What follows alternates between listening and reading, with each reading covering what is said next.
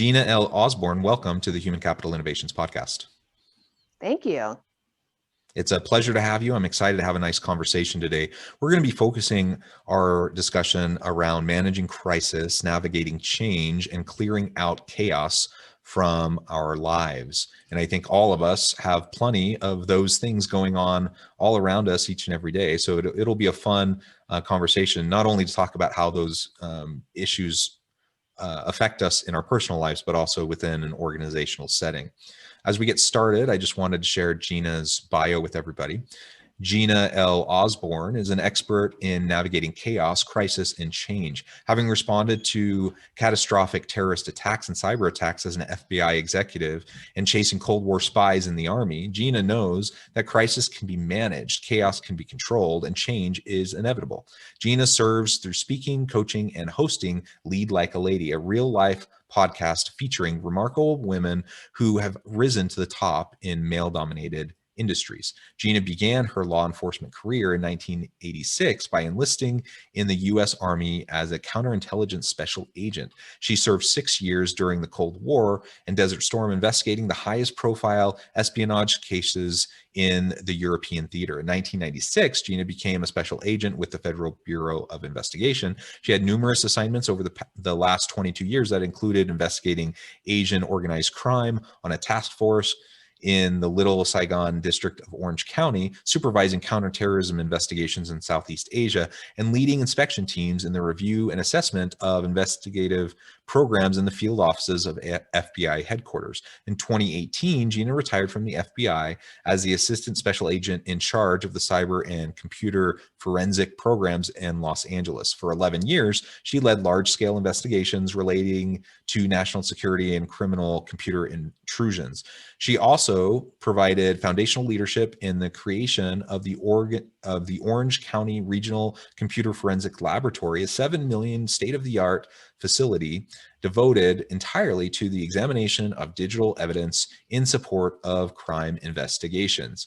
What an incredible background you have. I can only imagine the adventures you've had and the stories you could tell if you were allowed to tell them all. That's truly remarkable, and I'm super thrilled to have the opportunity to have this conversation with you today. Before we launch in, anything else you would like to share by way of background or personal context with listeners? Gosh, I think that bio was long enough. Yes, that's it. Well, very good.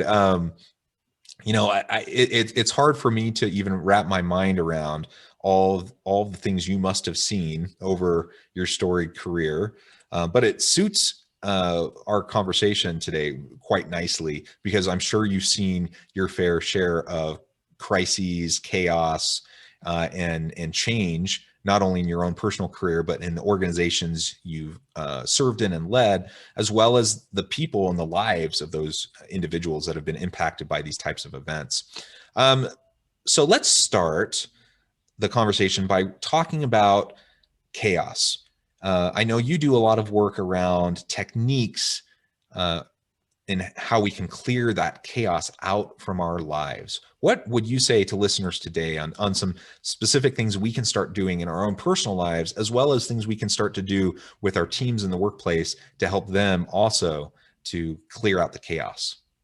Whenever I start a conversation about chaos, I always ask the question, what are you tolerating? Because that goes a long way to figuring out how much bandwidth you have to deal with conflict or chaos in your life.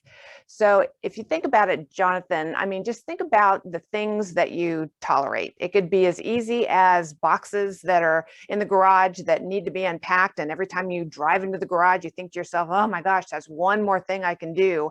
And that can go all the way up to messy relationships, whether it's with your boss or a family member, your significant other.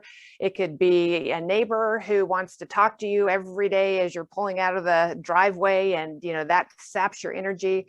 So individually it's not that big of a deal, but when it's one after the other, we start carrying this huge burden. And so what I tell people is, if you want to be able to live a chaos-free existence and alleviate any conflict in your life, just look at what you're you're tolerating. And if you can remove those tolerations, you're going to have the bandwidth to be able to deal with not only the bigger things that are coming your way, but also remove obstacles to get you where you want to be as far as your priorities and your goals. So it sounds to me like you're referring to decluttering in part, decluttering physically, decluttering mentally, so that we're not stuck in all of that useless, those useless things that are sapping our energy, are taking up our mental bandwidth, to be able to deal with the things that actually do need to be dealt with. Yeah. I think the box in the garage is a great example, because we all have those things in our lives, right? And so I have to admit, I am one that I like neat, tidy. I like order, and in part, it's for that very reason, because I just feel so much more relaxed and at peace when I don't feel like I have this mental checklist of things waiting for me to do them, right? And even if I'm pretty good at procrastinating and just putting things off, they're still sitting there in the back of your head, still weighing you down, and they take a toll, even if we don't really think much about it. Right. And if you let certain things fester, especially if you're a leader and you're in the corporate world or you work for the government, the little things that fester, they can go from chaos to crisis overnight. So if we want to prevent crisis from coming into our lives, this is the perfect way to start. And think about, how do you feel when you pull into the garage for the first time and all the boxes are cleared out? You just feel that sense of relief. So if you can write down all the things that you're tolerating in your personal life and in your work life, and then just work on getting rid of those, just imagine how much better you're going to feel if you can just, like you said, declutter. Yeah, I love it. So I think the first thing we think about then is how we can really clear out the chaos, so that we're not focused on that and focusing our time, our energy on all of those things. Let's also talk a little bit now about crises. We all have those crises in our lives, and in part, that chaos we were just talking about, it can be in relation to the various crises that we face. But as we face these various crises, what are some of the tips that you share on how to best manage those? Because we can't avoid them. I mean, we can do certain things to be proactive and prepared, and hopefully, we're being smart and strategic, and we're putting ourselves in the best position, the best situation.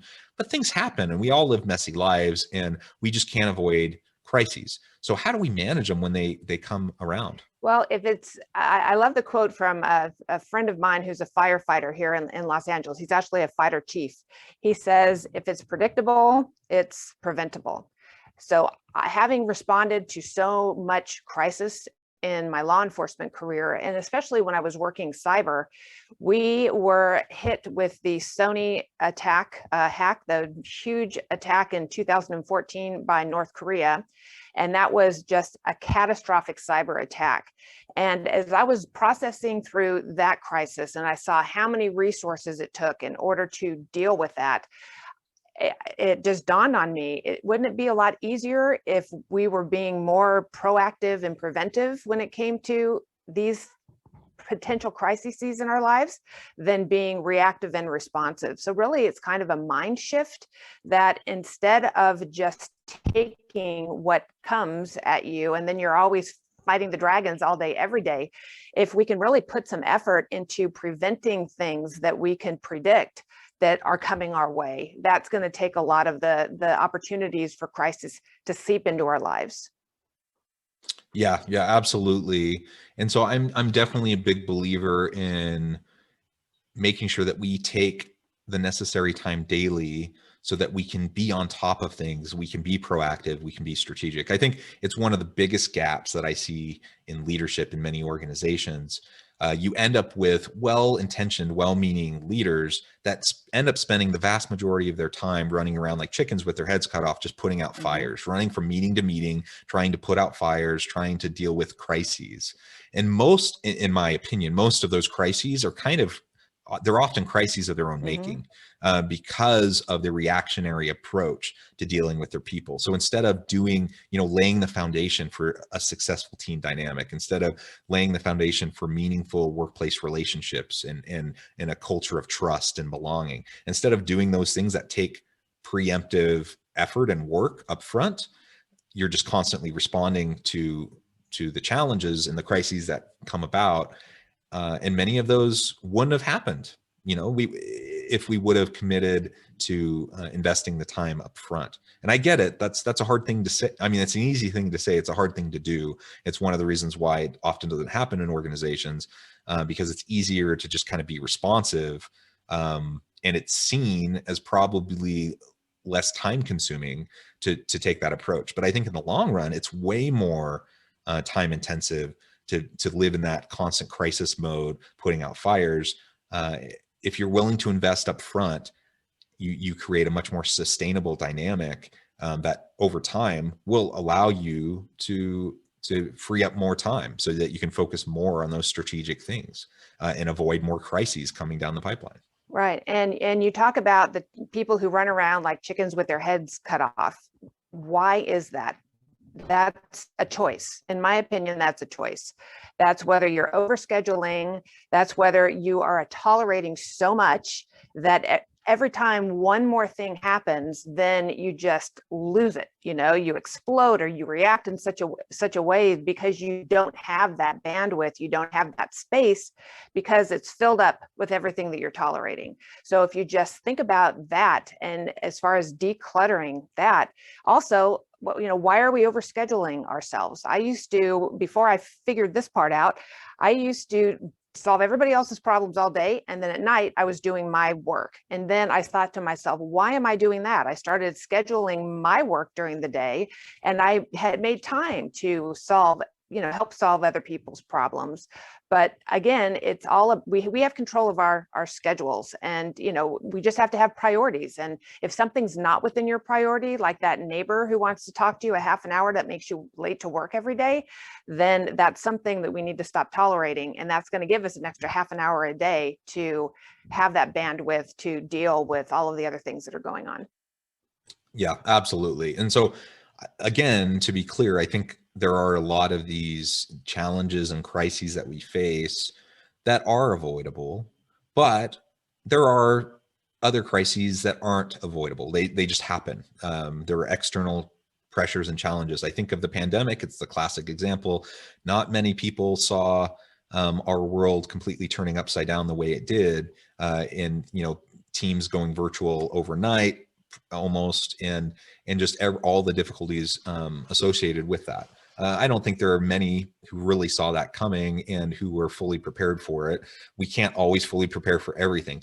But I think to your point earlier, if we're managing better, if we're managing all those kind of day-to-day activities, and we're being strategic, and we're giving ourselves a chance to forecast and plan out into the future, it gives us a better chance of being able to kind of peek around the corner to see what might be coming, those big catastrophic things that might be coming. And even if we can't fully see it, at least we've cleared the deck, so we don't have all these other things going on when this big new thing comes in. And it seems to me, as I've talked to lots of business leaders over this last year, that those organizations that were in the best situation, the best position to pivot when the pandemic hit, it was those that were already on top of all of their stuff.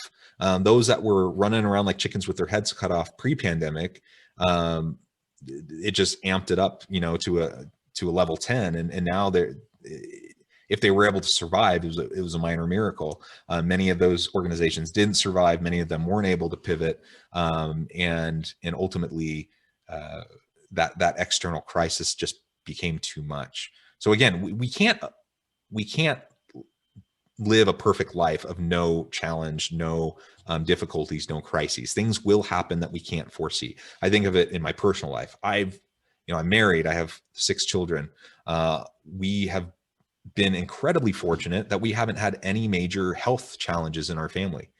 Knock on wood. That could change today. That could change tomorrow, right? And that could completely upend our home life, our family life, and all our work and everything that we're trying to do as we try to pay attention to that crisis. But to the extent that we're strong as a family, the extent that we have strong, meaningful relationships, that we're assured of our trust and love for each other, if all of those things, those foundational pieces are in place, then whatever the hardship is that may come our way, we'll be in a much better position to be able to deal with it. And the same thing applies to organizations. The same thing applies to teams as we lead our people within organizations.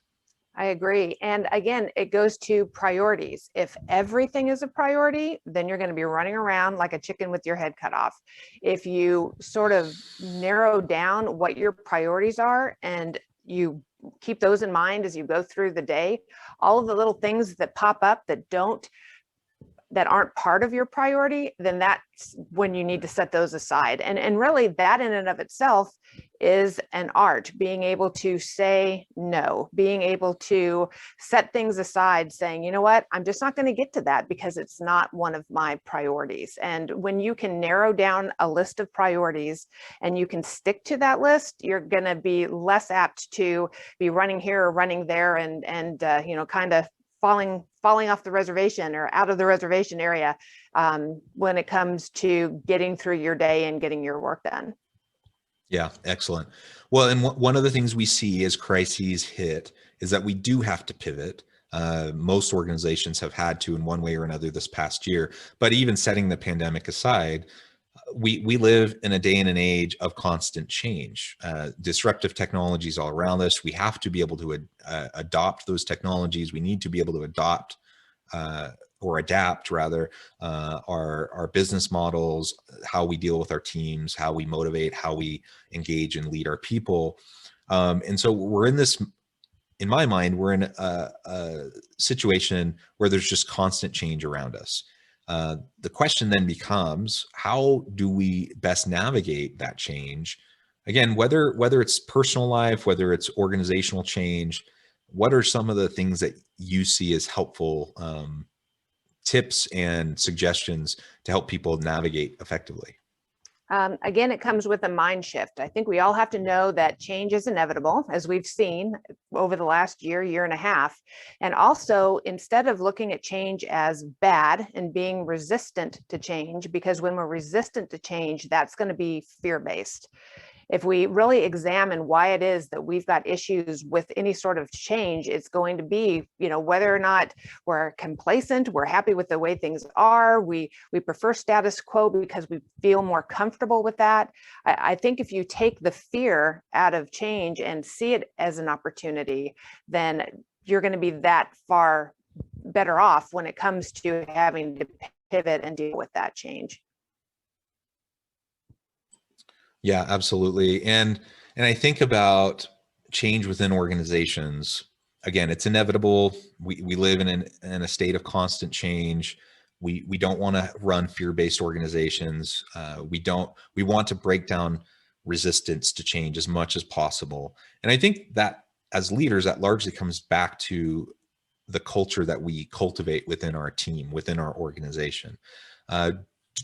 And to me, it comes back to this idea of a growth mindset. People who have fixed mindset, they settle into their comfort zone. They settle into the status quo, and they don't like change because they figured things out. They know how to do what they're currently doing. They don't want to have to learn new processes. They don't want to have to adopt new technologies. They don't want to shift the nature of their work or the tasks that they perform on a daily basis. They want to stay the same. And in my mind, the best organizations, the most dynamic organizations, those that are the most innovative and have truly engaged, fulfilling jobs and people that love what they do, it's those that cultivate this idea of a growth mindset where we're constantly learning, we're constantly growing, we're constantly iterating. And if that's the dynamic, then change is just part of that growth. Change is just part of the iterations that we go through as we learn from things that don't work, whether it's mistakes or just things that, we try and they didn't really work out. And so now we're going to move on to something else, or we're going to tweak it and try again. Those iterations, that is constant change. And that's a resilient, if we have that kind of a mindset, that's an organization where we have resilience among our team, who not only are they not afraid of change, they're not resistant to change, but they actually seek it out. They embrace it because they know that that's how they learn, that's how they grow, that's how they're going to drive innovation for the team. I agree with that 100%. And the reason why that works so well is because the leaders in those organizations give ownership to all of their employees. It's not a micromanaging type of a scenario which is fear-based, which is everyone has to do everything this way. There's no creativity. You have to do it this way. But all of our employees feel that they have ownership in the organization, they want to contribute to that organization. And they do that through their creativity and through their ideas that they push forward. So it's really important for us as leaders to open up into that growth mindset and have the courage to give the ownership to the people that we're working with. So we may not have the best ideas. It could be the young person who's coming in. So that's why it's so important, if you are going to be able to be in that mindset and that growth environment that you talked about, that everybody on the team has to be able to feel like they're recognized and that they're contributing. Yeah, absolutely. Well, Gina, it has been a real pleasure talking with you today. We've just scratched the surface, and I'm sure we could go on and on and on. I would love to have you back anytime, and we can continue the dialogue. But before we close today, I wanted to make sure I gave you a chance to share with listeners how they can get connected with you, find out more about what you're doing, the work that you're doing, and then give us the final word on the topic for today. Sure. I am a leadership consultant, and you can find me at ginalosborn.com. I am also a speaker, a keynote speaker, and I talk about leading through chaos, crisis, and change. I also talk to women's groups about rising to the top in male-dominated fields, and I have my podcasts. One is called a true crime podcast called Behind the Crime Scene, and the other is Lead Like a Lady, where I focus on these remarkable women who have made it to the top in male-dominated industries. Excellent. Well, I encourage listeners to reach out, get connected with Gina, check out her podcasts, check out her consulting work, see if there's anything that she might be able to do to help you and your organizations. And as always, I hope everyone can stay healthy and safe, that you can find meaning and purpose at work each and every day. And I hope you all have a great